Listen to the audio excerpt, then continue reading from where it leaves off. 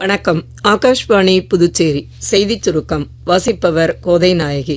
பிரதமர் திரு நரேந்திர மோடி நாட்டு மக்களுடன் தமது எண்ணங்களை பகிர்ந்து கொள்ளும் மன் கி பாத் என்னும் மனதின் குரல் நிகழ்ச்சி ஆகாஷ்வாணியில் ஒலிபரப்பானது. தேசத்தின் ஒற்றுமை மற்றும் ஒருமைப்பாட்டிற்கு ஈடு இணையற்ற முயற்சிகள் செய்த சர்தார் பட்டேலின் பிறந்த நாளான அக்டோபர் 31ஆம் தேதியன்று நாடெங்கிலும் நடைபெறவுள்ள ஒற்றுமை ஓட்டத்தில் இளைஞர்கள் பங்கேற்று அவரின் மகத்தான ஆளுமைக்கு மெய்யான சிரத்தாஞ்சலி செலுத்த பிரதமர் அழைப்பு விடுத்துள்ளார். நமது தேசிய பாடல் வந்தே மாதரம் பற்றி பிரதமர் பகிர்ந்து கொள்கையில், இப்பாடல் நம்மை இயல்பான வகையில் பாரத அன்னையின் தாய்மை உணர்வை உணரச் செய்கிறது என்றும், வந்தே மாதரம் என்ற கோஷம் 140 கோடி நாட்டு மக்களுக்குள்ளே ஒற்றுமை சக்தியை நிரப்பிவிடுகிறது என்றும் குறிப்பிட்டார். கோலாலம்பூரில் நாளை நடைபெறவுள்ள 20வது கிழக்காசிய உச்சிமாநாட்டில் வெளியுறவுத்துறை அமைச்சர் டாக்டர் ஜெய்சங்கர் பங்கேற்க உள்ளார்.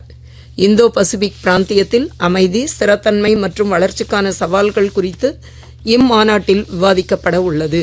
மத்திய வேளாண்மை மற்றும் விவசாயிகள் நலத்துறை அமைச்சர் திரு சிவராஜ் சிங் சௌகான் தமிழ்நாட்டின் வேலூரில் விவசாயிகளுடன் கலந்துரையாடுகையில், பிரதான் மந்திரி தன் தானிய கிருஷி யோஜனாவின் கீழ் விவசாயிகளுக்கு விரிவான நன்மைகளை வழங்க 36 திட்டங்கள் ஒருங்கிணைக்கப்பட்டு வருவதாக கூறினார். தூத்துக்குடி மாவட்டம் திருச்செந்தூர் சுப்பிரமணிய சுவாமி கோவிலில் நடைபெற்று வரும் கந்தசஷ்டி விழாவின் முக்கிய நிகழ்வான சூரசம்ஹாரம் நாளை நடைபெறவுள்ளது.